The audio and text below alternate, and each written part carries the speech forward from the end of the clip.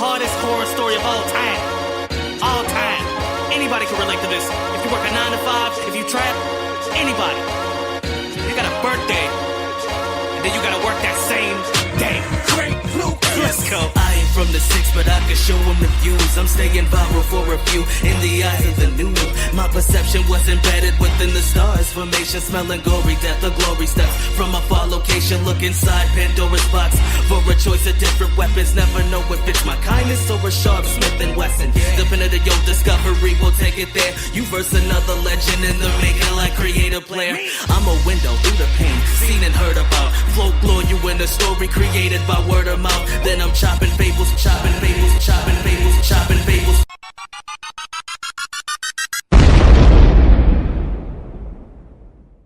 The hell wrong with him? Boy lost his mind. Lost my mind, I have. I am Bobby Agua. This is Chopping Fables with Bobby Agua. Thank you for listening, and I'm really, really excited about this episode. So, to kind of let you guys in on a little bit, I've recorded this episode once before. We did, was it about 2 hours? About 2.5, actually. And then we went to dinner, and then the file was gone. Because I decided to forget what we all learned in second grade in like the first week of computer class, and I didn't save before I left.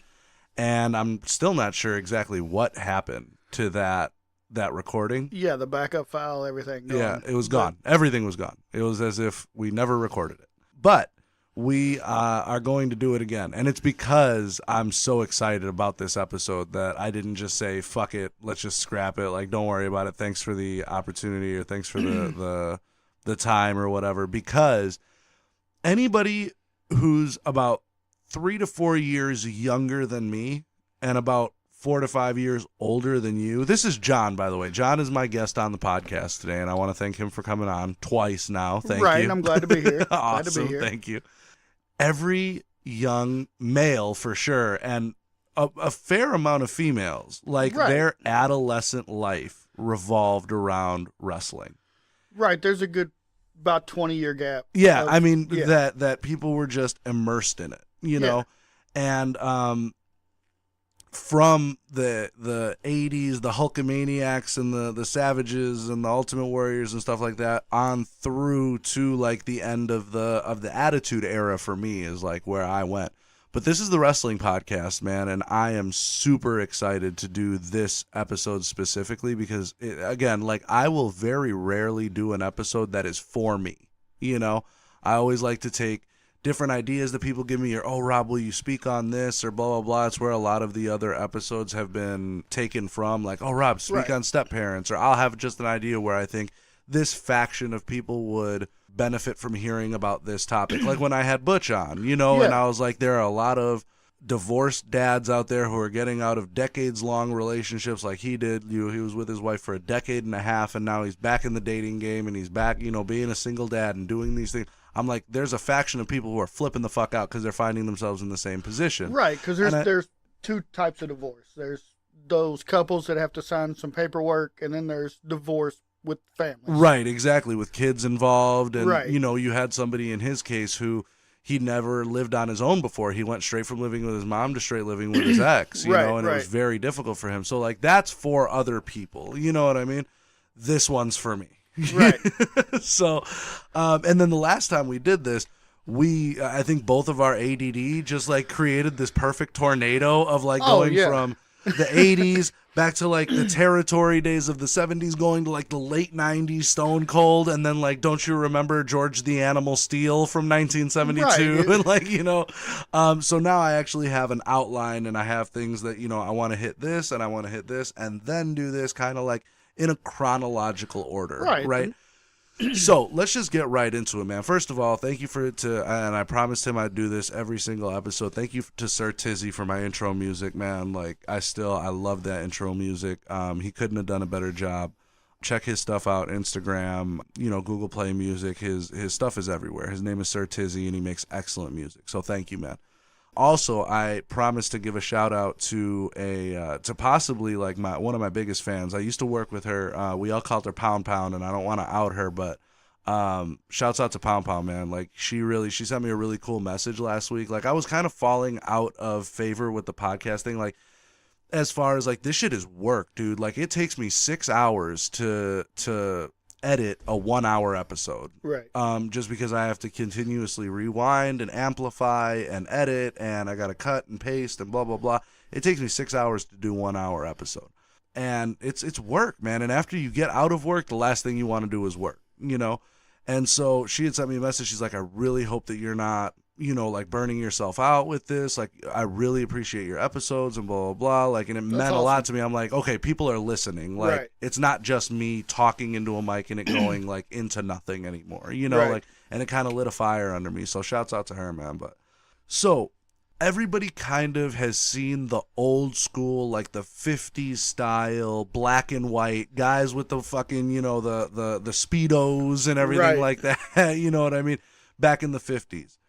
And back then, it was all ran by, up until like the 70s or so, the 70s or 80s, it was all ran in territories, in different territories. So the entire country was broken up. Now, admittedly, I don't know much about who ran what. I know like Lawler had a territory. I know Cornette had a territory, Jim Cornette. You just had Vince had your pretty much Senior, Vince Kennedy. Senior. You had the East Coast, well Northeast, I guess, which was Vince That was Senior. Kennedy. Okay. Yeah, well, yeah, Kennedy. You had NWA territory, the Crockett territory. Okay. I guess it was Crockett territory more than anything. And that's where a lot of the first WWF stars came from. Was from that like NWA Cornette territory. Well, the NWA and the Vince's territory, obviously, because that's where the main stars were those two bigger territories. Okay. And then you because I know like Texas was real big back Texas in the day was too. big, and then you had with AWA. like Terry Funk and guys like that. Right. So yeah, you had just all over. I mean, Right. it was just pretty much everywhere. Not necessarily. I'm sure there was the West Coast. I'm not. And there was like I'm a not gonna act like I know everything. WCCW Right, that and that's- basically became the WCW. yeah. And then you had, wasn't it the WWWF at some point? I thought there was an extra Yeah, I W think there was in another. there. There was Worldwide Wrestling Federation, I Right, think, and or that something. became pretty much the WWF. And then World Class Championship Wrestling became WCW. Okay, cool. So when you had all of these territories, I've heard stories that Vince was extremely smart, but extremely ruthless in his kind of takeover. Because in the territory days, they all survived on house shows, like non-televised live performances, for the most part. Right. It was mostly closed circuit. Right. You know, you would get your local, like in our region that we're in, you know, USWA had your local access TV in Memphis area, and Okay. some here locally in Louisville. Right. So Ohio Valley, so for everybody who doesn't know, I'm recording from around Louisville, Kentucky.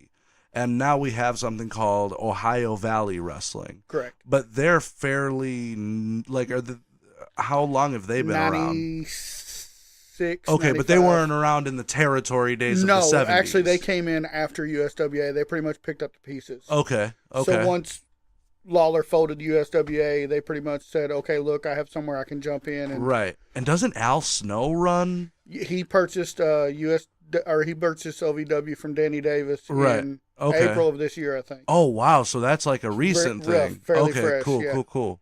And see, there goes my ADD because I want to be like, don't you remember Al Snow and Right. Head and blah, blah, blah, and the fucking oddities? Stick to the script. We'll get to that. We'll get to that, Rob. But when Vince was kind of going into other territories, he was making almost like non-competition agreements with these territories until he just stole all of their talent, is how I understand Right, how well, that went down. Back in the day, nobody wanted to lend their talent out. Right. If you had a big talent, you wouldn't want to lend your talent out because, They might not come back. well, not only that, but do you want to send your top talent out to lose? Right. You know, Right. just like a main record label, you know, do you want your top talent to go be undercard for Right. somebody else? You know, exactly. so you don't want to send your Andre the Giant out to lose to somebody. It's just not going to happen. Right. To lose to their in-house Andre the Giant or Because, whoever it would be. If Right. I'm bringing you in, obviously I want to build up my stars. Right. So it became like, let me lock down my people, and then what can I bring in to build my people up? Right. So Right. you want to build in stars and bring in stars, so how can I do it? Right. And so, as far as I understand it, Kennedy just started making like really almost, I won't say shady, but he was definitely more cunning and underhanded. He was really good at stealing other people's talent, is how I understand it. Well, it's all about money, too. Right. I mean, it's a It's business. a business, and when you got New York money, when you Yeah. can bring people to When Madison you got Square Garden, when you got Greenwich money, yeah, and so you can start making deals that other people can't make, and you can offer contracts that other people can't. First off, you can offer contracts. right. Instead of saying, "Oh, look, I might be able to bring you in for 4 shows. Now I can bring you in for 6 months." Right, exactly. So, and then you start buying territories up. You can go to, this promoter and be like, look, let me buy your talent and I'll give you a cut and let my talent come here, your talent come here. You start working agreements and now you go from Northeast to now have Northeast and the East Coast. Right. And you start spreading your product out and then. And I mean, wrestling, it wasn't that big of an industry that nobody heard how well they were being compensated. And if I'm in the Right. Texas territory and I'm hearing about I'm busting my ass for $50 a night, and I hear that some guys over on the East Coast are making 3, 4, 5, 10 times that. Correct. Because they're bringing in more talent, they're bringing in more money for their revenue for their shows, and they're making real decent money.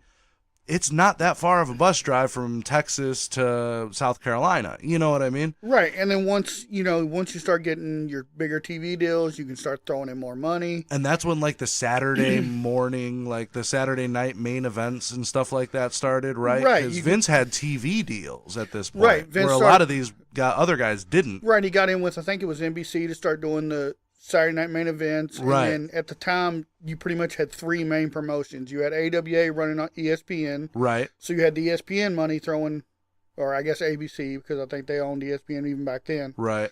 But AWA was on TV on ESPN. You had WCCW or whatever was Right. running on TBS TNT because they're owned by Turner. Right. And then WWF was, running on Saturday night main events, which Right. at the time, both of those were only running once every 3-4 months. It wasn't really? nothing major. Yeah, you would Okay. get almost like what we consider pay-per-views now. They would run Right. them once every few months, a major show on a Saturday night's main event or whatever. They'd Right. run 3 or 4 of them a year. And then when they would come over here to the Louisville The house Gardens, yeah. or The they house would- shows were their money still. Right, exactly. And that's where a lot of the people kind of built their love for it. And then once they would come on, like you said, once every few months on TV, like it was a big deal. So once Vince kind of took over everything and you were really left with the 2 factions, it was WCW and the WWF. And in the 80s, WCW didn't exist yet. No, Did they? it was still NWA and Right. World Class Championship Wrestling. More NWA than even WCCW at the time, I think. Right. And pretty Because much it was the Crockett promotion at the time. right, and pretty much anybody who was anybody, as far as I'm concerned, because I really didn't watch the territory stuff. Right. When I was introduced to wrestling, I was really young. It was in the late 80s, the very late 80s or the Right. early 90s, But of course, all of it, we've all watched the old WrestleManias from '85 and stuff like Right. that, and you had some really great characters in the '80s. I think probably the best. Well, just such different characters than you had in the '90s. These guys were roided up to the gills. First of all, like your Ultimate Warriors and your Hulk Hogan's, like these dudes were walking fucking science projects. Well, and not only that, like you're talking about, basically when we were kids. Yeah, And it was designed for that. right. I mean these and guys looked like superheroes. And that was also what was great about the WWF at the time is that it was the rock and wrestling era. Yeah. They designed it specifically for kids. Right. We had larger than life superheroes. Right. We had the Ultimate Warrior and the face paint and Right. and Jack to the Gills and right, and Say and Your Hogan Prayers and Vitamin yeah, Hogan and eat your vitamins. Right, exactly. And if you were lucky enough to have cable, Right. you could see the NWA stars, but for the most part, So who did the NWA have that I and other like pretty casual? I wouldn't necessarily call myself a hardcore, but you would have your Dusty Rhodes before he was the Oh. American Dream. okay. This was the country boy Dusty Rhodes with Okay. the cowboy hat and Yeah, jeans. yeah. You had your Sting. You had Okay. your Ric Flair. Did Sting ever end up wrestling in the WWF? Because I know that was like not his claim to fame for a long time, but that was his thing. Like he had never wrestled in the WWF. He ended his career, but we're talking like mid-50s. Yeah. Like literally injured, ended his career. Like Really? it was like not prime of his life. Yeah, WWF. for sure. But he did make a small run at basically the end of his career. Wow. But spent his whole life just in other promotions. Just doing and what he was does. a WCW loyalist, Yeah, man. Like but, he would have died for that fucking company. right, and But till the end. But that was black and white Sting that I really remember. This Right. Sting was the platinum blonde hair this was and the platinum orange blonde, face yeah. paint and the skin tight, blue, the light blue pants and yeah, and which and that's the crazy thing is, not to jump too far off target, but Right. like him and the Ultimate Warrior actually started together. Really? West Coast is the Blade Runners. So now here's the story I heard about the Ultimate Warrior. I heard that he was found by was it Kevin Sullivan in a Gold's Gym.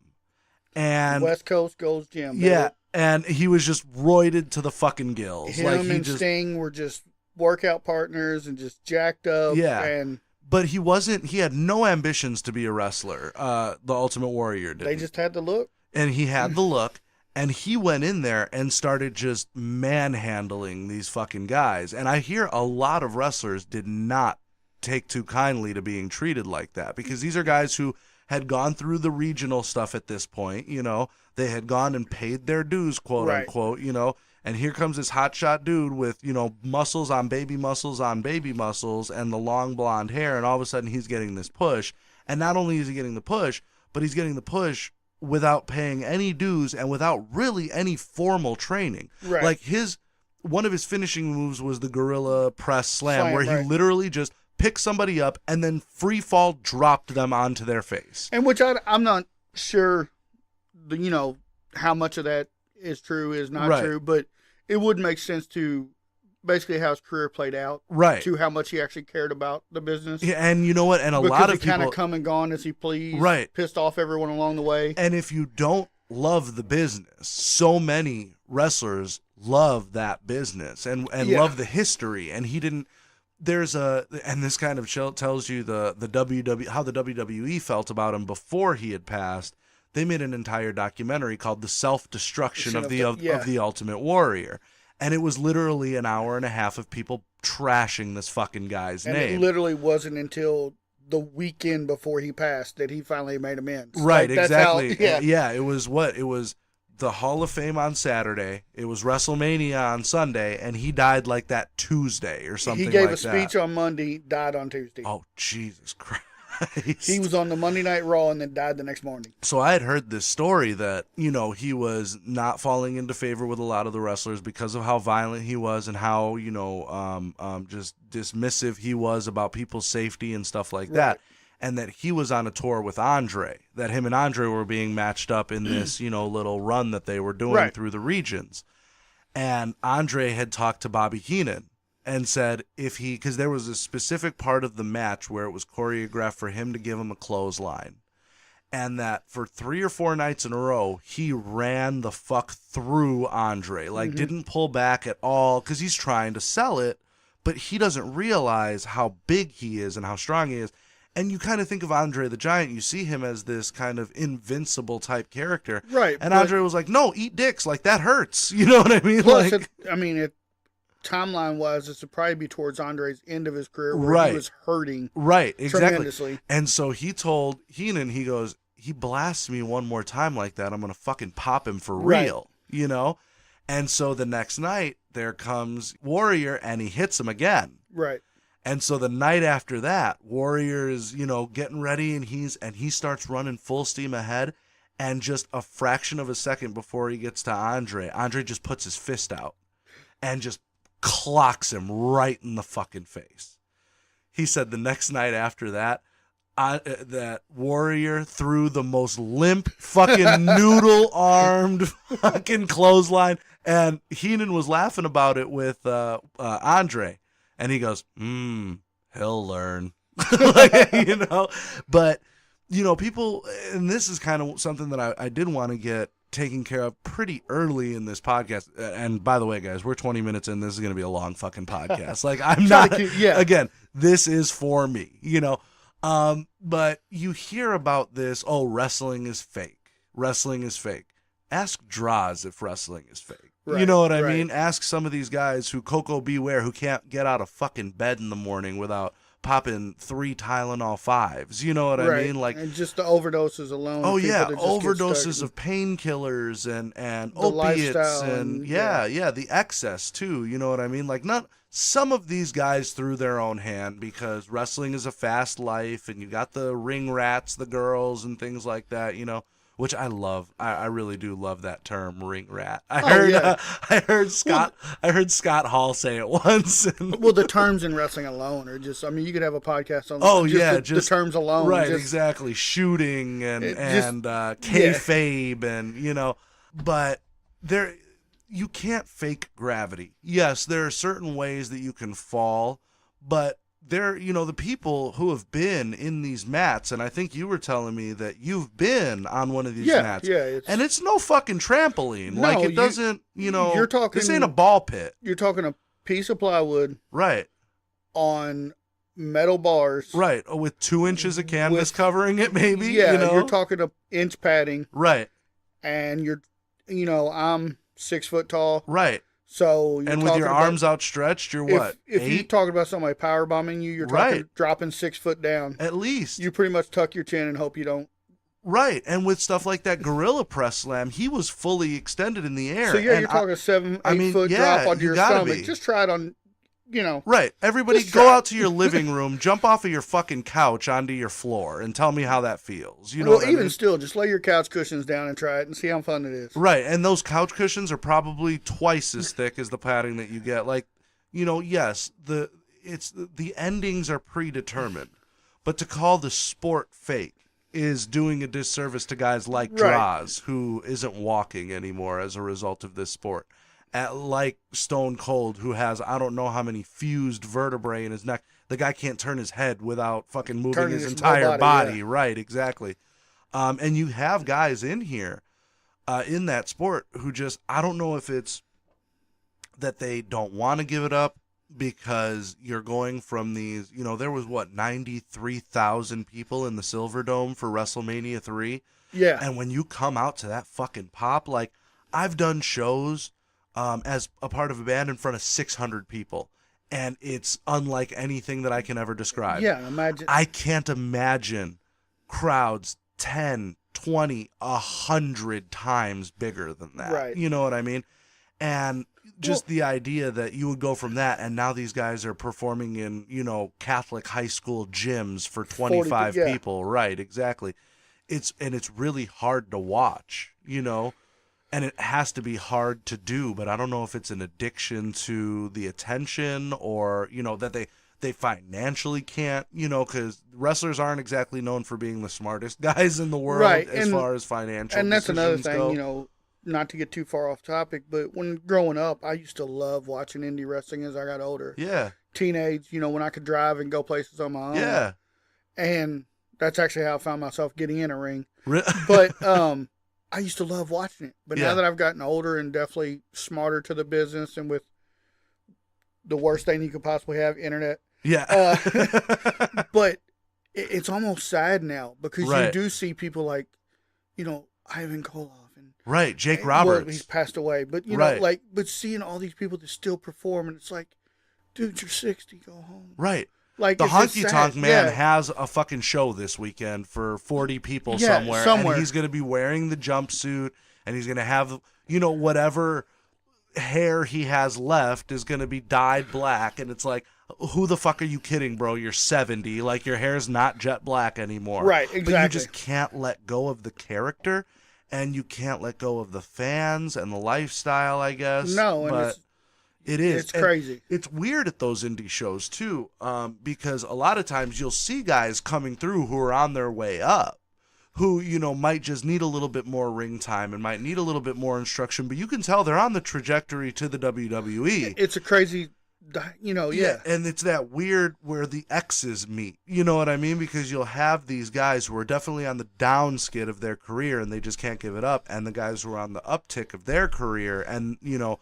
a lot of times these older guys will either mentor these younger guys or they'll get extremely jealous of these younger guys, you know? Right, and that's The Wrestler's a really good movie to watch. Really?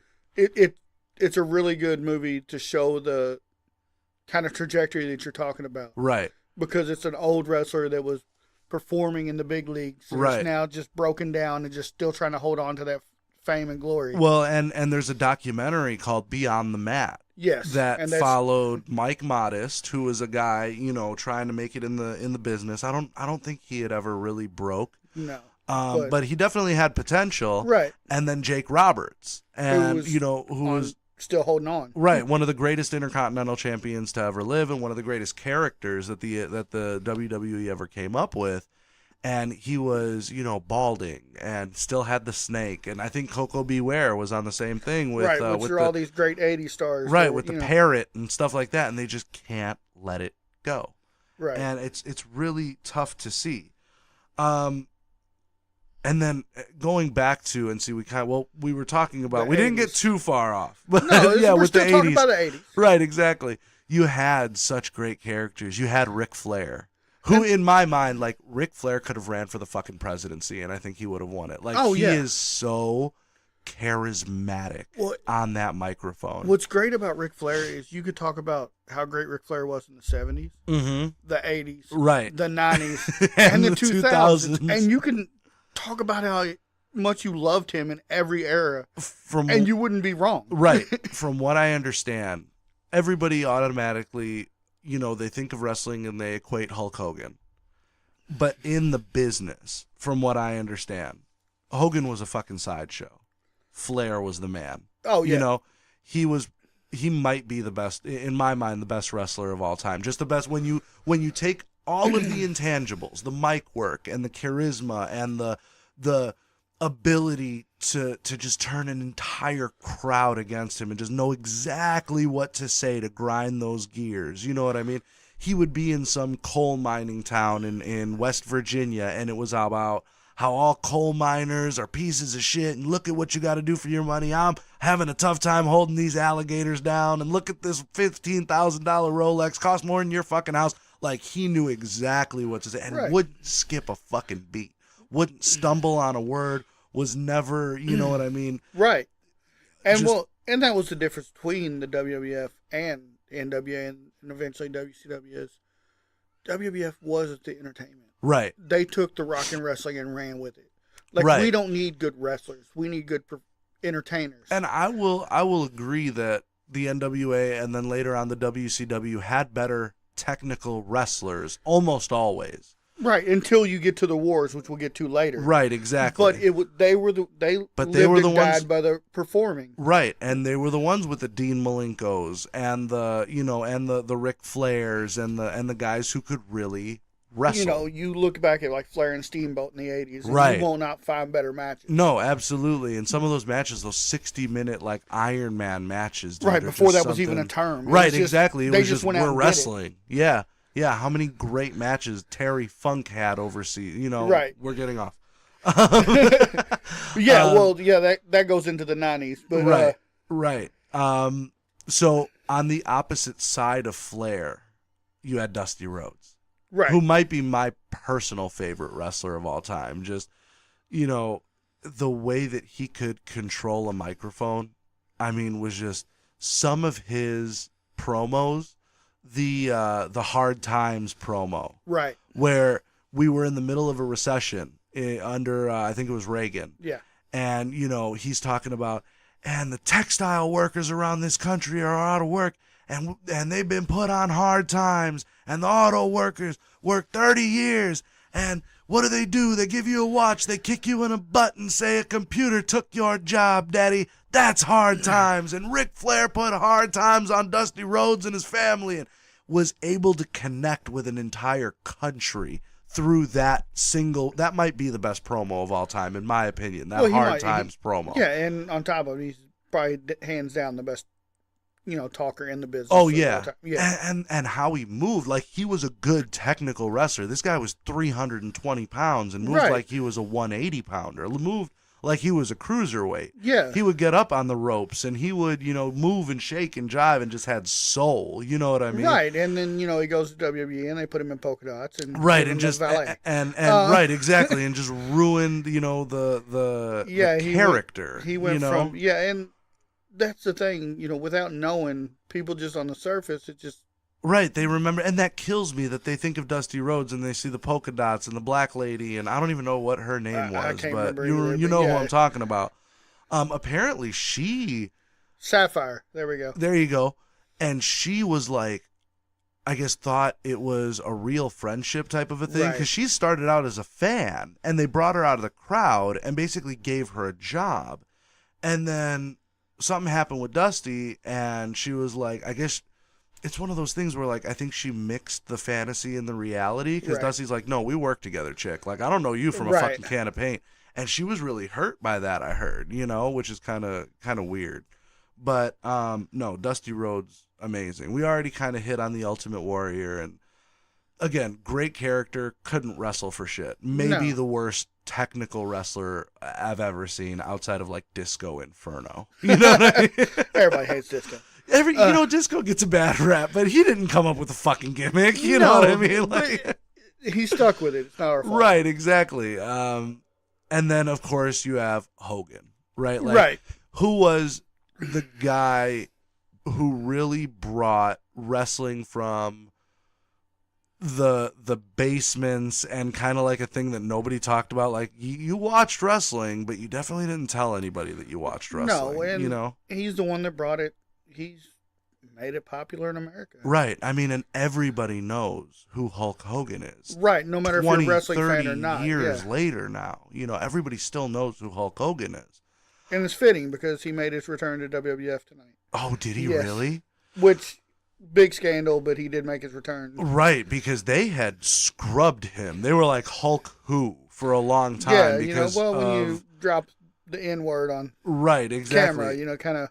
Yeah, and he had a couple of different things working against him, because he had the sex tape come out, Right. and now he basically owns Gawker, like Yeah. or Radar Online or whoever both it was, of them or whatever. whoever and it his was who put it out. I ex-manager mean, and yeah, Bubba he the Love Sponge. He pretty much owns them all. yeah, exactly. Like he bankrupted that company pretty single-handedly. I think he won like $200 and some odd million in Right. that It's something dispute. ridiculous because And then another, and that it was kind a of pure setup. Yeah. right. No, for sure. And it kind of tarnished his reputation because he was still married at the time, and this Right. was still, And then that's also the video where he gets video dropping the N word, which Right. tarnished his reputation in WB, which right. they scrubbed his name from everything. But let's be real, man. Like, I was having a conversation with somebody about this the other day.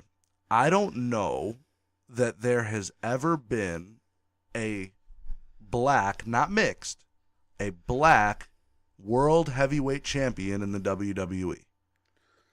Somebody said Ron Simmons, but he was like, not WWE. Yeah. He was in NWA, WCW. But and I know Booker won the King of the Ring, but I He- don't know that he was ever a world heavyweight champion. he won it 5 times, but I can't remember if it was ever in WCW or WWE. Right, Like, and I remember know he a won in gang WCW, of times in WCW, and he's won And- tag championships and, And everything Bobby like Lashley that. won it, but I think it was like ECW title. But now Right. there's so many titles, it's really way And there's the watered down. Right, exactly. And now I don't even consider it. But like from 1970, Like whatever, up until X amount of days, it was it's a racist. To be honest, it's a racist community. right, and it does lend what it's itself worth. to middle-aged white guys. You know what I mean? Like, play to your audience, I guess, but don't act so offended just because, you know what I mean, he said a word. And Right. by no means am I absolving Defending Hulk or anything like that, but let's not act it like Vince has probably never said this same thing in closed doors, and Right. that guys like Terry Briscoe or Jerry Briscoe and Pat Patterson and all of these guys don't probably hold these same and worse sentiments. Right. The ones as that were Hogan. quickly to condemn him have probably been there before. Right, exactly. Now, and Hogan was saying it in reference to somebody who was Dating his fucking his daughter. daughter. Yeah. Like, let's be, Yeah, no, not condoning by any means. No, not at all. But if you're, you're just going to go to the first thing that's easily identifiable about somebody who's fucking your daughter. Right. Like, if he was short, it would be this fucking midget motherfucker. You know what I mean? If he was, take race completely out of it. If he was bald, it would be this cue ball headed mother. He was black. And so he went to the first thing. Again, not cool, but this is the industry that he came up in. Right. He's a product of his society to a point, but I mean, everybody wanted to be Hulk Hogan. Every kid wanted to rip. Yeah. How many fucking shirts I ruined by cutting the fucking neck on him and just so you could rip them off? Right, exactly. I mean, that used to be the thing. The 27-inch pythons and and then we go up to the early 90s. And this that's is when where wrestling got real. And this is where I got in really hardcore. So in like the early 90s, you just had, again, you still had some of this cartoonishness. You still had Brutus the Barber Beefcake. You still had your, your still the Ultimate Warrior and Randy Savage and bright colors and running out to the ring. And you know what I mean? You had your Jake the Snakes and things like that. It seems like it was more of a time, especially in WWF, where I was really plastered, Right. It was still a lot more of the characters, but what great characters they came up with. You know what I mean? Right. And, early 90s, I think it was, my math is horrible and I don't have my phone, but like 94, I think, is when Raw came on air. Yeah, that sounds about right, 93, 94. And so now you got cable audience for WWF. And a weekly prime time slot. And then WCW had been bought by Turner. Right. It was no longer NWA, so now you had two competing shows. And then that's when it gets real. And the competition made for something that was, I've never seen anything like it before, and I don't know that we'll ever see anything like it again in or outside the business. Right. And with the TV show in hand, you had your characters and everything else, but now you had to put on something entertaining. Right. And you can't just go out there with characters every week. You have to put on something real. Right, exactly. And at the same time, you can't afford everything. Right. So it was either like you picked a lot of times, do we want the guys who are entertaining and on the mic and everything like that, or do we want the guys who are able to actually wrestle? Right. So, you start running into situations where, like, I think Hogan's contract was coming up. Right. And some different things, and Hogan cost a lot of money. Yeah. So, shooting the movies and all this other stuff, Right. and then, contract negotiations run bad, and next thing you know, it's like, what, if you want to go somewhere else, go somewhere else. Right, because at this point, Hogan had been on the Lenos and the Lettermans and the Tonight Shows. Right, and the shooting this movies, and, and right. Bionic Command, or whatever the hell the one was where he was, he was Mr. Nanny. He was right, exactly. What was that terrible television show he was on in like the mid to late 90s on USA? It was like a Baywatch type show, but it was, remember that? Yes. Tropic Thunder or something like that? Yeah, that's when we was in WCW, but that was on TNT. I remember that. It was horrible. Terrible fucking show. So, we've gone through kind of the territories. We've gone through the takeover. We've gone through the 80s. Now we're coming up to the 90s and 2000s. So somebody had suggested to me that I break up the podcast. And you know what? I was thinking about, somebody had brought it up in the issue of monetizing. Why don't you break it up and start to monetize so that you can put commercials in your things and everything like that? Here's my thing. I want to get my content up. I only have 15 episodes under my belt. I know people who are hundreds of episodes in and still refuse to monetize because they don't feel like they've paid their dues, right? Yeah. And so what I decided to do was I'm going to start to insert my friends' music. I have several musician friends and rappers and things like that, and I want to help them in whatever way possible. So because I don't know who this is going to be, I'm gonna link all of their stuff in the posts onto Facebook and stuff like that when I do get it out. But I need to smoke, so I'm gonna take a break. You're gonna listen to whatever I'm gonna play, and then we'll come right back and talk about probably my favorite era of all time, which is the early 90s to the Attitude Era. And that was just, what a fucking time to be alive. We'll be right back, guys.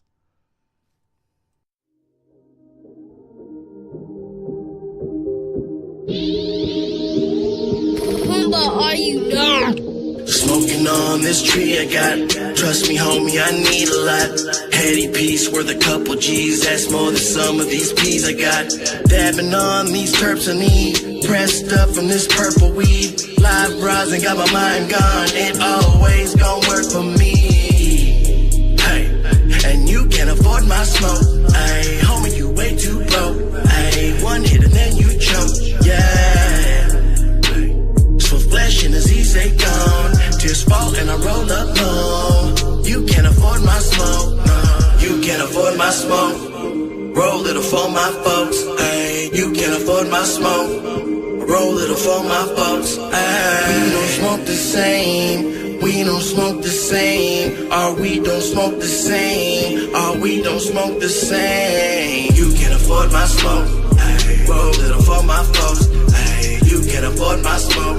Ay, roll little for my folks. Yeah, we don't smoke the same.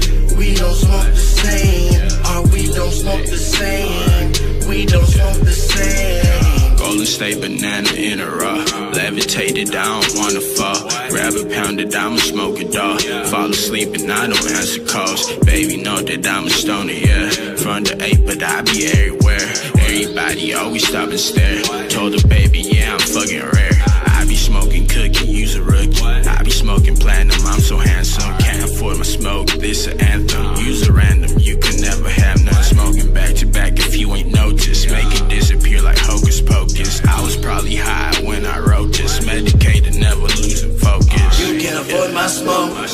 Roll little for my folks. Ay, you can't afford my smoke.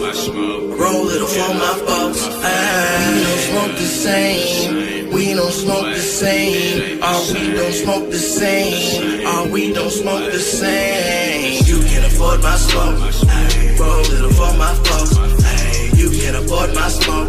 Ay, roll little for my folks. Yeah, we don't smoke the same. We don't smoke the same. Or we don't smoke the same. We don't smoke the same.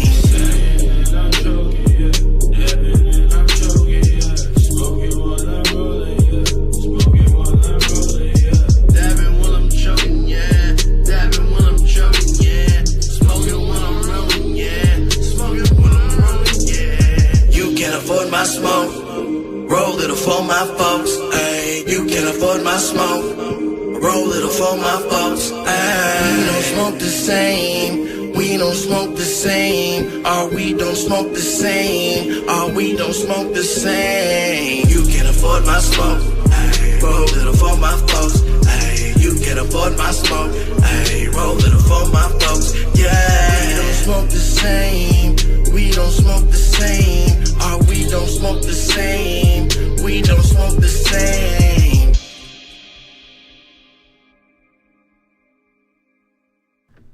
What's up, guys? So obviously I didn't have a song picked for the musical interlude when I recorded this. I recorded this episode hella long ago. I got distracted with some things, but we're back. Thank you for listening to Season 2, Episode 1 of the Bobby Agua podcast, Chopping Fables. I really appreciate y'all, but I really appreciate this individual right here because he's been a really good friend of mine for a few years now. His name is Gambit. He is currently on the Dizzy Wright tour, Nobody Cares, Work Harder tour. And if you guys are going to be anywhere on the West Coast in the month of June, the 15th he's going to be in Washington, D.C. The 16th he's going to be in Brooklyn. The 17th he's going to be in Cambridge. He's going to be in Santa Cruz and Berkeley. And he's going to be in Reno and Colorado. Tickets are available at DizzyWright.com. Obviously, the dude makes excellent music. He's a huge supporter of the podcast and just a really good friend of mine. So if you're going to be in any of those cities, Santa Barbara, San Diego, Sacramento, he's going to be all over the place on the West Coast. So I really hope you guys are enjoying the podcast. This was a really fun one for me to record, and I'm going to get back to it, man. So now you're back to your regularly scheduled program. All right, I think we're back. And hopefully that works, whatever I just did. So like I said, we went through the territory period, we went through the takeover in the 80s, and then the 90s came. And like you said, just everything changed. Like it was never the same. So the early 90s, you had your Stings, you still had your Warriors, you still had your Hogans, you had a lot of those hang-on stars from the 80s, the Honky Tonk Man and things like that.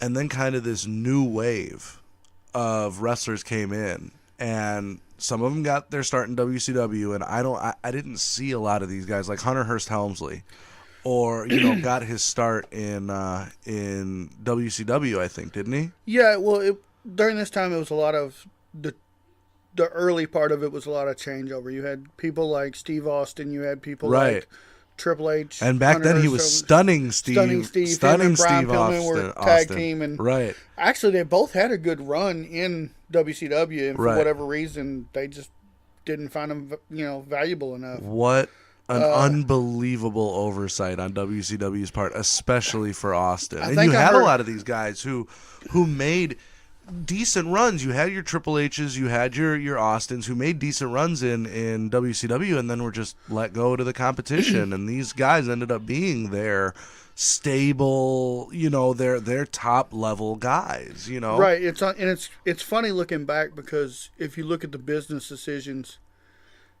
it's not surprising to see who's still in business and who's not. Right.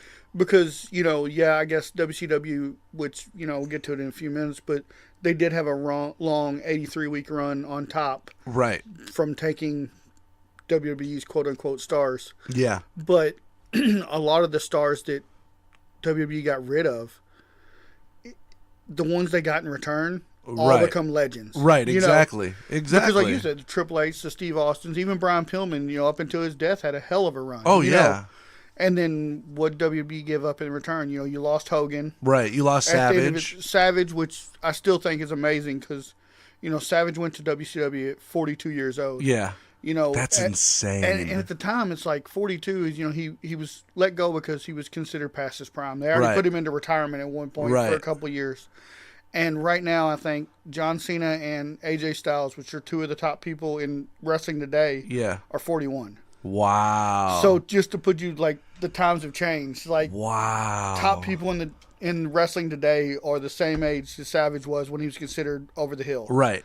And I mean, and by a lot of counts or a lot of history, what they had to base that decision off of, they weren't necessarily wrong. Oh, You're no. definitely not a 41-year-old, 42-year-old up-and-comer.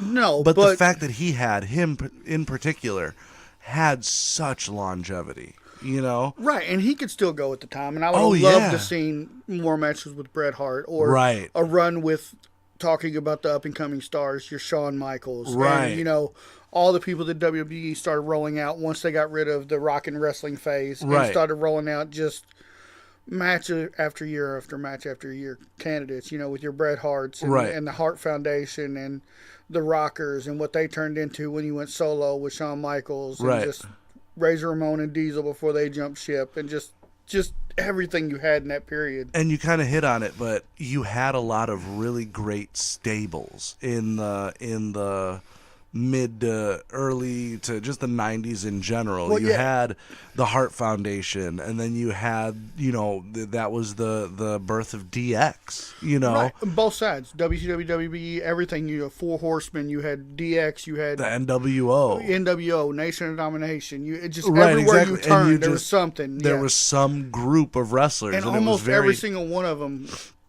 something magic happened out of it. Right. DX, you had pretty much all of them. And that was really the first time in wrestling history where you had the kind of factions. You had always had tag teams. You had always had partners.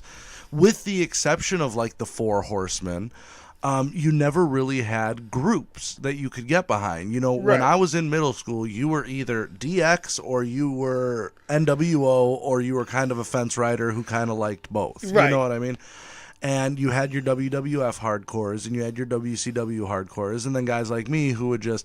I was definitely more of a WWF fan, but when that commercial came on, I'd be damned if I wasn't turning over to see what was going on WCW. Right, and then WCW was so nice to be able to run 3 hours compared to 2, right. So we get that extra hour. Right, exactly. That was so nice of them to do that for us. Had nothing to do with any marketing promo. No, it was for us. Yeah, exactly. So... you're going from, who are some of your early 90s just favorite wrestlers? I have such a weird one. Tatanka went through that unbeaten streak for such a long time, and that guy was just, I mean, had the red streak in the hair. Right, exactly. And he was first managed by Jose Lothario, who ended up managing Shawn Michaels later. And I think Michaels might have taken at least the concept of the Sweet Chin music because it is kind of a Native American type dance where you're tapping your foot and kind of getting that energy from the earth, and you know what I mean. And I think Tatanka is overlooked grossly. We had a good look and a good it's just, again, roided to the gills. I mean, he was just but it's whatever. And I hear he's still wrestling, believe it or not. And he's like 55. And he's still wrestling and still has the red streak on the little patch of hair he has left. You know what I mean? But yeah, balding everywhere. And patch, but, and I mean just sagging now. His entire body is just, he looks like a wet sack of potatoes, you know, because a lot of these guys were just roided to the gills. Lex Luger, have you seen him lately? What a shell of a fucking guy, it's sad. And Miss Elizabeth was with Luger when she died, right? I mean, he just, from what I understand, allegedly, right? Right, allegedly. He had introduced her to a lot of the drugs and things like that. Yeah. Right. How sad, man. She was probably the first diva and didn't look like any of the divas. You know what I mean? She was just... Go ahead. She was beautiful. It was a beauty that you just... It's hard to explain. Right, exactly. And to have two guys in Macho Man, who I've heard, again, allegedly, was not the best husband. It was, you're going to look towards the floor. You don't make any eye contact with any of the, you know what I mean? And then to go from that to, here are these drugs. You know what I mean? It's definitely a rough life. She had it super, way worse than it seemed, because she just seemed like a sweetheart. Every interview, shoot interview, anything like that I've ever heard, nobody has ever had a bad thing to say about Miss Elizabeth. Nothing. Nobody. And I've heard Jim Cornette call Sonny a fucking bitch and this and that and da-da-da-da. So it's not like the females don't get it. Like, everybody, you can throw a rock and find somebody to call China a bitch. And nobody will do it to Miss Elizabeth. No. And that really speaks volumes as to her character. Genuine, yeah, for sure. Iron Sheik still can't talk about her. And we kind of glossed over him, but he what a is fucking nutcase that guy is. He is 10 times, to me, more entertaining now than he ever was as a wrestler. And if you haven't, and if you care anything about wrestling, just Google Iron Sheik. Google Iron Sheik and look at his Twitter now. Yes, like, Justin Bieber is faggot. Yes, it's just pure entertainment on a whole nother level. I mean, he is a fucking nutcase. He's obviously too, he's hard up for money, Right. And he was doing this thing where for $30 or $40, he would let you drive him around so that he could run his errands. Like, he had to go to there was somebody connected with the Howard Stern show who was just a huge wrestling fan, and they had seen, like, he was offering for somebody to pay him $50 to take him to the airport. And he would just, like, swear at you for fucking half an hour or something, I mean, great business model. Like, and I would do it. Right. Like, pay me to hang out with you. And I would, I would do it in a second. And I would just have my phone on, and I would just enjoy every second of it. So, you had your early 90s stuff. You had your Randy Savages and things like that. And then a lot of these other guys started coming into the business. And then when were technically the start of the Monday Night Wars? I'm thinking 96, 97. Right. That's about when I remember it, and that's really when Nitro popping off. Nitro debuted, and then that's when shit started getting real. Right. The first Nitro was in, like, the Mall of America or something like that. I do remember that. And, Lex Luger was literally, touring, had a huge run in WWE, and then shows up on Nitro the first Nitro after literally being on Raw the week before. Right. And, one of the things about, and because this is like my wheelhouse, like, I'm gonna get comfortable here. One thing that I will always remember is, and this isn't even just like on some wrestling thing, like this is just something I will always remember from my life, is if you were, because I was, what do we say, 97? I was 12 in 97, right?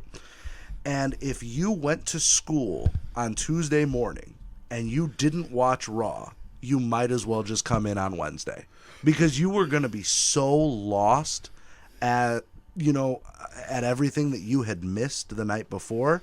You might as well just not even come in. Oh, it was like a procedural TV show. Oh, like, yeah, for sure. You had to watch what had happened, or else Yeah. you were going to be completely fucking lost. Yeah, and we didn't have no internet to go read. Right, exactly. We No, had you what either was called watched dirt it- sheets back then, but Yeah. unless you knew somebody, you sure in the hell had no access to that crap. No, my parents knew better than to ask me to do something on a Monday night, because I would pitch such a fucking fit until they just stopped asking me to do things on Monday nights. See, I was a little older, and I knew better because I would get distracted and I would have to do shit. So I literally just got to the point I didn't come home till after 11. I would go to a friend's house, and that's what we had, watching parties. Right. It would be like 10 of us, just going upstairs and literally having his mom bang the crap out of his door because we were jumping around and being idiots because Sting would drop from a ceiling or something. Oh, dude. And the iconic, I remember a lot of the matches, of course, and I've watched a lot of them. But the things that stuck with me the most were those iconic, just like still photos from that time. It was Sting with the black and white makeup in the rafters with the bat. Moments. It was right, just those fleeting, just those. This is what wrestling was. It was Shawn Michaels with the extended leg and doing the flexing in front of the fireworks. Right. Like it was Hunter Hearst Helmsley coming out in the robe and spinning around so that it kind of flowed out. Right. You know what I mean? Or later on, Triple H taking the water bottle and The spinning massive it out. flex Right, and and spit- spinning yeah. it out into the air. Like it was those iconic moments of, like, they just made up my childhood. They Yeah. made up these characters, told a story with their bodies every single week. And it was compelling. And it was real, and it was raw. You know what I mean? Literally. Right. And it just got you hyped. It did. And, the side stories were always my favorite, too. Oh, yeah, it wasn't about the main event. Like, No. I literally loved from, 9 o'clock, because I was the WWE guy. Like, Right. I watched WCW, but to me, like, I still enjoyed it. I was the cruiserweights and the Chris Jerichos and the smaller Right. stories. Right. Because everybody knew at the end it was going to be, okay, everybody's going to jump Goldberg, NWO is going to paint somebody at the end of the show. Like, it got very repetitive. It did get repetitive, especially in WCW, and when it seemed like everybody was in the NWO, and then you had an LWO, and then NWO, you had LWO, red, NWO, white, NWO, right, black. the and- NWO Wolfpack, and Yeah. NWO, you know what I mean? And they just took that gimmick and just milked it for more than it was worth. Right. Not even for all it was worth, for more than it was worth. Yeah, and and that was a problem. And like I said, towards the end, like WCW, the things I found most entertaining, and of course this was before he obviously jumped to WWE, was Chris Jericho. And Right. that's because he literally created his own character on TV. Right. With the Ralphus character. He literally found that guy in the audience, went backstage and said, look, this is going to be my manager. This is how I'm going to do things. Yeah. Like, he was like a grip in the back or something. He was Right. literally nobody. And he's like, I'm going to take this guy to the ring. And the guy's like, what? It's like, What's going on? Yeah, What happened? it's like, I'm Am I fired? Yeah, this is what I'm doing. And in fact, to the point that when he got hired by WWE, the Ralphus character thought he got hired too. Oh. Yeah, he's like, oh, this is a package deal. And he's Right. like, no, that's No. not how this works. It was Like, kind of like the chick with Dusty Sapphire, Rose. Yeah. And like, he's like, I'm sorry, bud. Like, Right. No, I'm sorry. we're Yeah. over. Like, I didn't go negotiate for you. right. Like, Breaking up is hard to do, brother. yeah, it's like, you go back to being a stagehand. Right. Right. You But, go back to your life. But yeah, because they didn't give a shit about anybody but the Hogans and the main card. They Right. just let everybody else do whatever the fuck they wanted, Right, and nobody exactly. cared. Where The- WWE literally invested in everybody from the oddities Right. all the way What to a your weird Austins. stable. The oddities. Like, Well, and that's what I loved about WWE is because not only do you have the oddities, but they invested money. right. Because you talk about music, Right. in wrestling. Like you had the rock and wrestling in the 80s.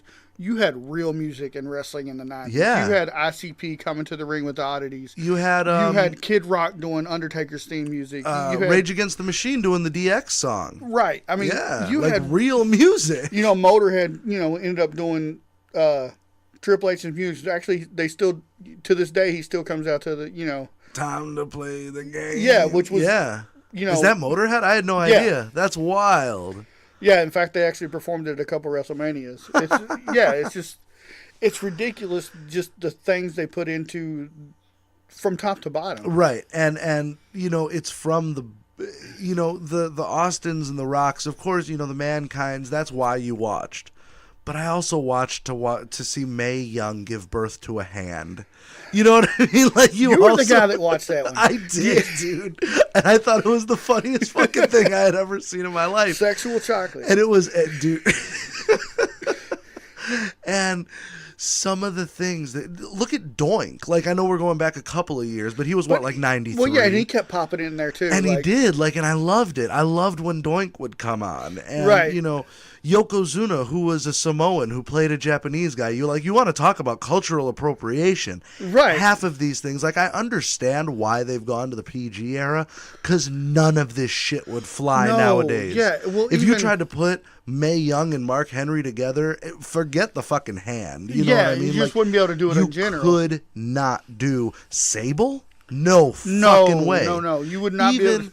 Even like Sable Light, Trish Stratus. Right. You could never. Well, you couldn't even treat them the way they were treated. No, not at all. You know, you remember... puppies, and you know what I mean? Like Deborah, and, you know, Yes. coming out and the things that she used to come out with, like... And good for them. They've really tried to push for females to be taken seriously in wrestling, because really back in that day you had Lita, who could really fucking wrestle. Right. You had Jacqueline, who I never really... she never got over with me. No, she was... I mean, she could wrestle. She wrestled for years. I mean, she came from the USWA. Yeah, and she could wrestle. The territories and stuff. But yeah, I could take you her either or liked leave her, her. you couldn't. Yeah. Right. You had Lita and you had Chyna. Trish could put on a show, but it was always more about how she looked than anything else. Right, and that's... Sable the same way. She could throw a punch, but it was always more about how she looked than how she wrestled. Well, she sucked, but she looked really good at it. She looked really good while sucking. Yeah. But yeah, man. I mean and you saw for the first time since the 80s, because in like the late 80s, early 90s, it did kind of drop to a lull. You know, once the Hogans were getting older and the Savages were getting older and the Warriors were getting older, you did notice this kind of dry period in those kind of early to mid 90s. And then the Attitude Era came, and just it engulfed everything and everybody, and that's where you got your Austins and your Mankind's, and, you know, Sable, I think, to this day, has to be top 5 top-selling Playboy issues of all time. Oh, yeah, to this day, still. Yeah, I mean, and it just shows the every book that anybody wrote. Fucking D'Lo Brown could have written a book, and it would have been on the New Number York one Times bestseller. bestseller. You know, Everybody Rock, who wrote Chris a book Jericho, at that time, Mankind, right? Well, he's got like 6 bestsellers. Right. You know, it's everything they were doing. Let's talk about merchandise and everything they touched turned to they gold even, at that like, time. Were putting CDs out, and they were going. You know, everything was going number 1. Right, and Vince marketed it perfectly, because it was, don't let your kids watch this. This isn't Don't for, try this you know at what I home. mean? Yeah. Don't try this at home. Don't let your kids watch this. We are going to be putting handprints on Sable's boobs and putting that out there. Like, And what is the it first was thing a kid's going to do? dangerous. Oh yeah, try it at home. If you tell, well, no. If you tell a kid not to do so, Oh yeah, no, absolutely. You know, one of my very last conversations with my grandfather, who passed away, you know, before I had kids, I said, "How do you discipline kids? How do you, you know, blah blah blah."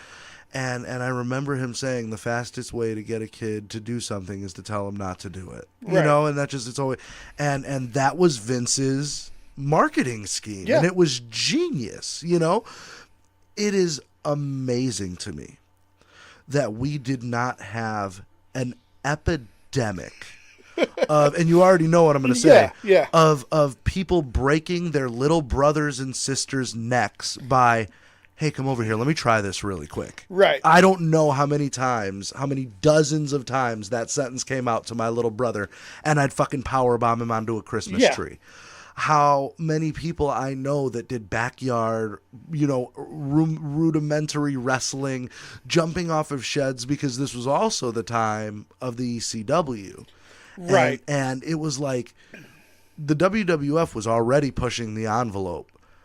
The ECW burned that fucking envelope. Right. There was no envelope. There for was ECW. no, absolutely not. Paul Heyman was a fucking madman.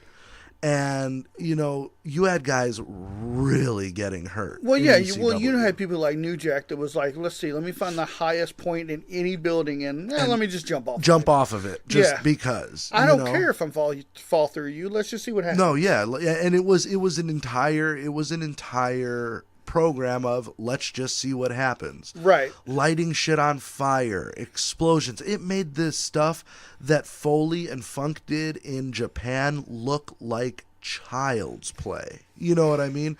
With the exploding rings and the thumbtacks and everything like that. Dude, the Sandman used to hit people with a fucking kendo stick. You know what I mean? Like, this was not the rockin' wrestling of the 80s. Right. Well, I mean, not only, Austin come down the ring and drink a 12-pack, which is so impressive how many he can slam in a minute's time. But, you're literally talking about Sandman coming down to the ring, drinking a 6-pack, and then busting himself open before the match ever started. Right. Exactly. And then you also had guys like, and I know this is going back a little bit, but like Abdullah the Butcher, who had, quarter-sized notches in his forehead throughout. Right, and who would cut different people, with the same razor blade against their will. Yeah. People got really pissed off behind that, because, again, wrestlers aren't the most cautious people when it comes to these ring rats, you know what I mean? Right. And you had people with hepatitis, you had people with sexually transmitted diseases, and now you're slicing them open with the same fucking razor blade. Yeah. And he's lucky he didn't get himself killed behind that shit. I guess he runs a barbecue joint now, down in Atlanta.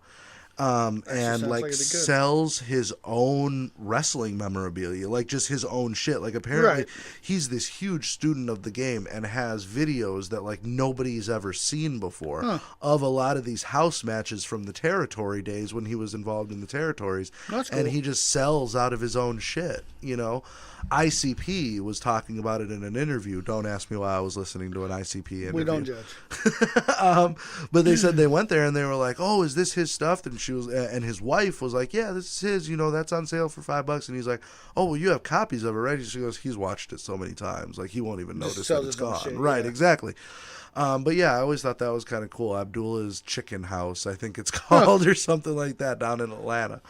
But getting back to the Monday Night Wars, even when WCW was dominating week after week, like I don't remember that time because I was always so involved in what was going on in the WWE. And when the Attitude Era came along, that was the beginning of the end, because you had already started kind of milking this NWO thing past what it could really be milked for. It started getting ridiculous at that time, and that was the time that you had these iconic fucking matches with The Rock and Austin. Probably the best feud to me of all time. Like just the mic work back and forth, the way The Rock could sell a stunner. Like he would flip over until he was in the third fucking row, from these stunners. And it seemed like it got progressively more ridiculous every week, when he would be stunned. But probably the most ridiculous wrestling move I've ever seen, and I heard that it started off of a goof, was the People's Elbow. Yeah, which, to touch on the Monday Night Wars, it was so simple on how WCW even took over. Yeah. It was bring reality to wrestling. Right. And, Scott Hall and Kevin Nash jumps over. Everybody starts, oh, is it real? WWE's invading, blah, blah, blah. And WCW start winning. Right. Like, simple as that. And so, what WWE do? Well, let's bring reality to ours. Let's And make what's it real? Let's make it realer. What's real? Sex, Right. drugs, alcohol, rock and roll. Let's just make this as real as possible. And you talk about making it real. I don't remember if we hit on this on the last podcast. Do you remember the Brian Pillman gun incident? That's what it's like. They just took it as real as you can Dude, get. that as like, I think I was maybe, like you were saying, 10, 11, 12 years old.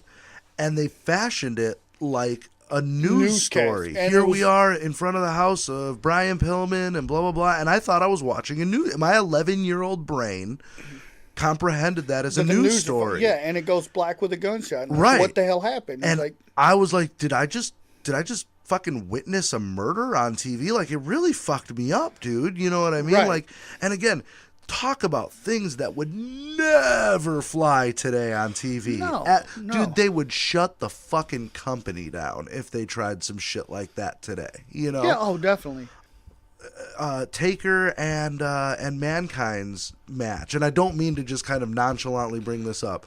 What a fucking match, that Hell in the Cell match that didn't actually get inside the cell at any point, Yeah. except when Mankind fell through the cell onto the, and you saw him bounce, dude. You want to see how unforgiving a wrestling mat is? Watch that. Was it a body slam or a power bomb? It was a half-assed because he was like out sidewalk cold. slam, Yeah, wasn't it it? was supposed to be a choke slam, but like Mankind was like out cold on his feet, so Yeah. like he didn't even jump, and, which is probably good. If he would have jumped, he probably would have over rotated and died. Right, exactly. Yeah, and man, the thing about that is, as fake as wrestling is, that match is 100 times better because of the announcing. Oh yeah, what did Jim Ross say?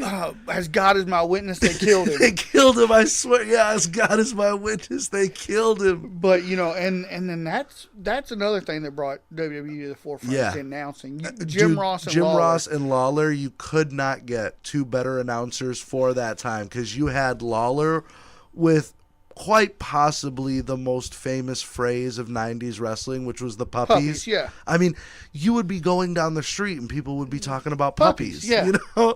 And it was one of those things that you could kind of hide from your parents, too. Yeah, like, because nobody knows what you're talking about. nobody knew what the fuck puppies were. My parents definitely didn't, you know? And then Jim Ross with the play-by-play was just so fucking good. He was just so good. And the dear God, and just the exclamations that he the had. passion into it. Exactly.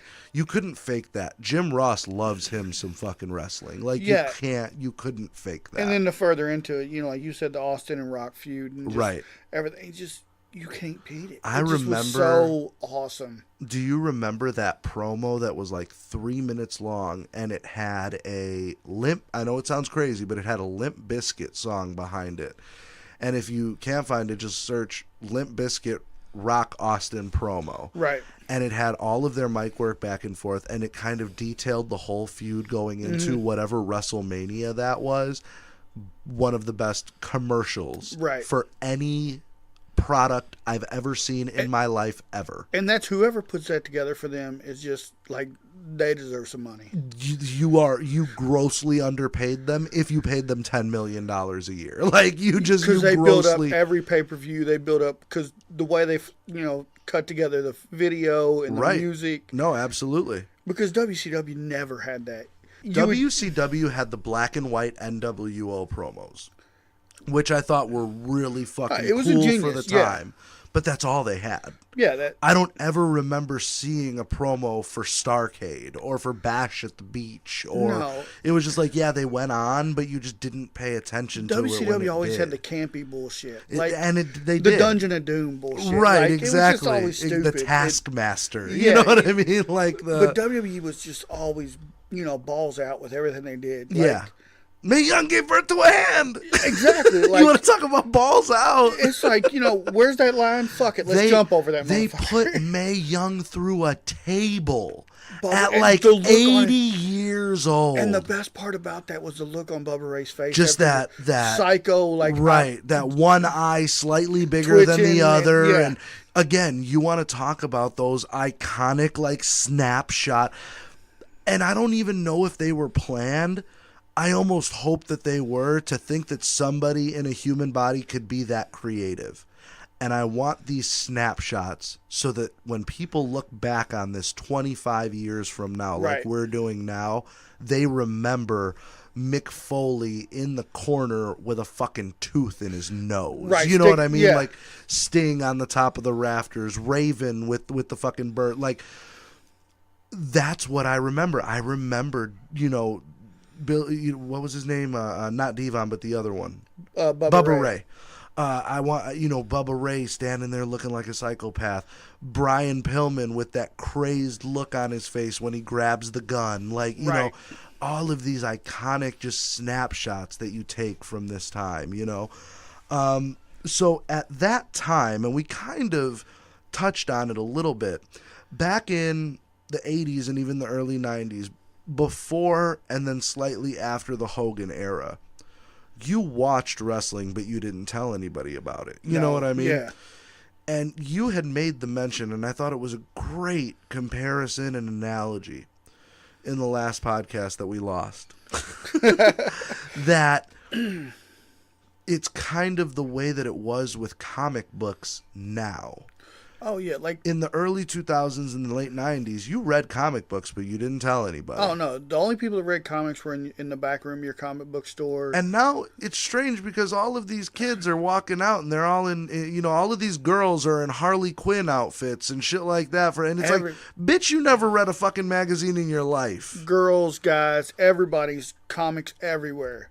Well, in the 80s, that's what wrestling was. You know, you had your tape shares. You had some people that was like, oh, have you ever seen Hogan in Japan? Right. You know, nobody knew what the fuck you were talking about. No. Not unless you were a real fan. Right, unless you were in that. And you were kind of, and Maine West kids, the guys who were listening to this, who went to my high school, you were E-wingers. That's where all, like, the weird kids were. Right. Were the band kids and the orchestra kids, we called them E-wingers. Right. And it was like those kids. You know what I mean? Yeah, you know, they're the ones that, you know, can, like, had some like Onita stuff and like sharing some Japanese videos and stuff, and you could talk about it. But then when you hit Attitude Era, everybody, like, you'd be gossiping at the water fountain. Your teacher would be like, oh, did you see that too? Right. You know, it's like, oh, you know. It really did. It brought generations together because, like, the younger teachers, the older teachers were too old school. They were, you know, have you ever seen George the Animal Steel? And, right. You know what I mean? Yeah, but you get that gym teacher in there or the younger teacher in there. Like, oh, did you see Austin? You know? Right, exactly. Yeah. No, and we had teachers who the first 15 minutes of a Tuesday afternoon was talking about what happened on Raw, you know? Right. And it was everybody knew. Everybody. And then, you know, now it's kind of back underground. Do you think the problem is that fan bases grow up? And so many of these kids who grew up on wrestling wanted something real. And then the UFC blew up. I do. I think that's part of the problem. I think that's the reason wrestling got so big, is because it got so real. But then once everything got, not to blame it on politically correctness, right? But once you had to start toning it back, which you talked about, the years and years of the ring rats and everything, you got Hep C, you got AIDS, you got all these fears. Right. You had to dial it back. You know, now if you watch wrestling, if you get a cut above your eye, they stop the match. You know, the refs got gloves on. You know, you're checking them. You don't want the wrestlers to bleed. Well, when we grew up, if they weren't bleeding, you're wondering what the fuck's wrong with I want the my match. fucking money back. Yeah, you know, but once you get to that point, as fans, as humans, we want more. Right. You know. Right. Somebody would have had to, and God bless him, but Owen Hart finally did. We needed somebody to die in that fucking ring. You know what I mean? You know, if you go all the way back to Rome, we had gladiators fighting. Right. You need that battle. Right. You know, before wrestling was big, boxing was big. Mm-hmm. Like, you need the combat. You need to see people putting hands on each other and violence. And real. And when wrestling was real, when people were taking chair shots and it was folding over your head and you were seeing blood and you were seeing violence, that was good enough for us. Dude, The Rock with Mankind. Oh, like 40 chair shots or whatever the hell it was. Handcuffed behind his back. With Dude, his I kids was like 15 bawling their or eyes 16 out in the at first that. row. Yeah. And I was probably as unoffendable as I could ever And I hope felt to be bad in for my him. life, and I felt legitimately terrible for that fucking guy. Like But- that was tough to watch, and I don't know him, you know. But, during the Attitude Era, UFC was underground. Yeah. I mean, I watched tapes. I'd go. Oh yeah. I'd go we had a local store here. Shout out Mr. Bill's Video in Des Right, Plaines, I'll say Illinois. You know what I Rent a mean? Flick, Clarksville, Indiana. Right, there you Jerry. go. He had Jerry. him. Shout out Jerry though. We would get it. Yeah. Loved them. Yeah. Loved every one of them. There was no weight class. Right. Literally had a 180-pound dude against a 300-pound sumo. Right. Kicked his teeth in. I loved it. But that was it. Like, if it was underground. Yeah. It's just like wrestling was. Yeah. But once the violence started drifting away from wrestling, UFC blew up. Yeah, and that was the thing. Mr. Bill, who he was the actual one who worked there, Mr. Bill, knew that I would always get the old wrestling paper because these were the ones that, like, okay, I was keeping up with it now, but I wanted to know the history. Right. So I got the WrestleMania 3s, Hogan versus Andre. Right. And I got the the Bash at the Beaches from, 92 and stuff like that from slightly before when I was into it. And, he was like, man, you really like this wrestling, huh? And I said, yeah, I really do. He goes, if anybody asks you where you got this, you didn't get it here. Right. And he goes, and if your parents fucking find out, I'm going to say you fucking stole it. He goes, but here you go. Right, because they were all NC-17 at the Right, time. They weren't exactly. even He goes, I'll tell him TVMA, I'll tell him you came up behind the counter and fucking stole the shit. And he was serious as a heart attack. But he goes, here you go. And it was a copy of UFC 1. Right. And I got home and I was like, what the fuck is 40-minute, like, real matches? You know what I mean? Like, Yeah, they were no time, like, just flat out. No, and no weight eye limit gouging and fucking nut shots and Yeah, they were everything all, else. oh my God, I loved them. Right, because you saw the over-exaggerated nut shots in WWE, with the forearm behind and the sable would hit the guy, Yeah, right but you're through talking and- about, seeing people's eye sockets caved in and Right, they're still fighting. exactly. Yeah. You know what I mean? And the Tank Abbotts and the Hoist Gracies and the Ken Shamrocks, and they looked like all of these guys, or a good majority of them did. Even the sumo guys, you're like, oh, okay, that's their Yokozuna, and you know what I mean? Yeah, This guy, but then like, whoa, what are they doing? right, Like, this guy's their Steve Blackman, the karate guy, and it was all those. he hit him and he equates. didn't go down. Right, exactly. What happened? I thought when you got popped, he's supposed to look around the ring now and like do the whole circle your hand a couple times, put it up to your ear, and And the problem with that business model is that your fan base grew up. So you had the cartoony Sting, and then you had the brooding, angry Sting, and that was all of our teenage years. And then where do you go after that? Because I fell out of it at about 18. I was 20. It was 2003 when I turned 18. Yeah. And it had just run its course. And it was almost like this was great for the amount of time, but now I got guys like, Matt Hughes in the UFC, and I got, George St. Pierre and Anderson Silva making a run in Pride, and you know what I mean? And now it's like you said, it's what can I turn into? Like, right. Like, you what don't else have are any- you going to do? You don't have any wrestlers stressed out over taxes and bills. Like, but watching UFC, I can get that rage out watching. Like, I can see somebody kick the shit out of somebody. Right, exactly. And get that rage out. Well, when the violence went away, I went away. I can find my violence. Right, exactly.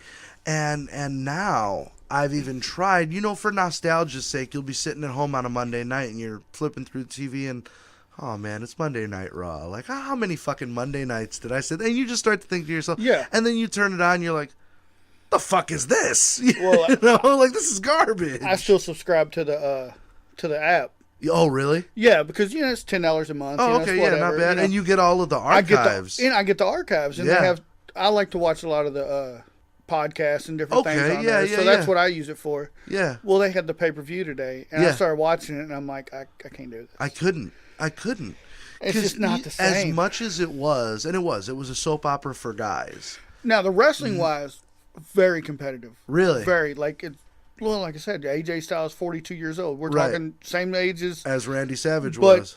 10 times more athletic than Randy Right. ever was. Right. And tells a great story, great match, probably one of the best wrestlers ever. How's their mic work now? Like, how are the storylines now? The stories just aren't the same. Really? That's my problem. Is it that, follow me, is it the stories aren't the same or we're not? Could you watch Mae Young giving birth to a hand as a 40-year-old guy? That's the problem. Nobody's giving birth to hands. Right. It's too... It's too PG, which is what they're going it for. Is. And no, that's fine. That's fine because I want my kids to be able to watch it. And here's... My kids don't watch it because they don't give a shit. Right, but they would rather watch Riverdale. Right. And you killed that show too. I can't do it. But yeah, it's just... Here's what I think. I think that Vince recognizes that everything that has become old will become new again. And he knows that he's lost us to the UFC. He's giving us up, and now he's trying to raise another generation through. Right. And I would be very surprised. Let me do my rock and wrestling again until it's time if these kids who are 7 and 8 and 10 and 12 who are watching this shit and their parents are cool with it because it's the PG era, as they get to be 14 and 16 and 18, you start seeing the 2030 version of Sable. Yeah, in other words, wait until the Democrats are in charge again. Is that what you said? You know, like, I think if I could go, I hope that's what's happening because it's terrible now. And I really think it is, and the reason I say that is because of what's happening outside the WWE. Mm-hmm. You don't have the straight up competition, but you have wrestlers taking their business model into their own hands. Right. You got Ring of Honor. You got Ring of Honor. I got mean, New Chris Japan. Jericho just put on a cruise. Oh. It was the first ever rock and wrestling cruise. They used to have the Bruise Cruise and stuff like that, where wrestlers would go on a cruise with you. I heard about that one actually, and it looked he put on good. A cruise where you had rock bands on the cruise, which he didn't get the headliner that he wanted, which I guess technically he was the headliner, but he was going to have Drowning Pool on there. Oh, wow. But due to conflicts with losing the boat, he lost Drowning Pool, so ended up having to do it himself. Right. Which, he's fine with, because he's headliner anyway. And then they actually put a ring on the boat. That's so fucking And Ring cool. of Honor was there. Impact was there. Really? They had some New Japan people there. Yeah. And they put matches on out on the sea. Like, it was literally wrestling out in the ocean. That is so cool. New Japan and all these promotions, like, you have access to it now with the internet. Right. Like, so now people can go make money elsewhere. Right. So WWE is going to have to eventually step up their game, or they're going to lose people because the Rey Mysterios, these other people's going to make millions other places. Right. Why do I need to go here and work 300 days a year when I can go do whatever the hell I want? Right, exactly. And I can put a once a week show on, Right. And do it through the internet and do an associated podcast and things like that, like the WWE universe used to be. The Young Bucks, they actually signed an exclusive deal with Hot Topic. Really? To sell their T-shirts. Like, they design their own T-shirts and That's sell them so through cool. Hot Topic. That's awesome. Like, so they have their own merchandising, and they book their own shows. They don't have an own agent. Like, they're their own agent. And when it finally does come full circle, like I hope it does, and the next Rock and Austin feud come along, and the next Mankind and Undertaker feud come along, and the next Undertaker and Kane feud come along. Right. I hope that I'm still young enough that I can enjoy it. Exactly. I really hope that I can get back into, because when I watch some of those pay-per-views and I watch some of those iconic matches, like, I'm 12 again, and right. it's really cool, and I hope that my son gets to experience that. As inappropriate and as terrible and as unbelievable as it was, it still made me a huge piece. Right, it still made me a huge piece of who I was, and comparatively, it's really not that bad to the things that kids are exposed to on YouTube and on the internet and everything like that. And that's kind of what kills me with them going so PC and political, PG and all this other stuff. When you bring up Riverdale and you bring up all these other shows that they watch, like, right. Really? You got to clean up wrestling? Right. Like, that's what we're worried about nowadays. Right. Like, but I do see Cena as a kind of Hogan-esque figure of, you very know what I much mean? so. Like, do your homework and eat your vegetables and your vitamins and blah, blah, blah. And he is that hero. Right. And, you do see guys like CM Punk, who is definitely, especially towards the end of his tenure, like the Ric Flair. Like, I'll go to New Japan Pro Wrestling. Hey, Colt Cabana, how's it going over there in Ring of Honor? And the pipe bombs and things like that. I just really hope that the future, that there will be a future of wrestling. I don't want it to go away. Like, I don't want it to be a thing of the past. Like, Right. you know, and just telling kids, oh yeah, we used to have this, you know, professional wrestling, and you know, and let me also tell you about payphones. And, Right. You know what I mean? You ever been to a Blockbuster? Right. But yeah, you know. You know, but hey man, I really want to thank you for kind of going through the entire history of professional wrestling. You obviously know your shit. I really appreciate it. And I'm going to have something else for you guys this week that kind of parlays from what we were talking about in the beginning to what we were talking about in the end with UFC. And hopefully my next podcast is going to be with a guy named Nick. And we're going to go straight from the pro wrestling episode into the MMA episode, talking about one of my absolute passions. And I know it's a passion for a lot of other people that I know. So thanks for listening, guys. I really do appreciate you. Love you guys. Latinos.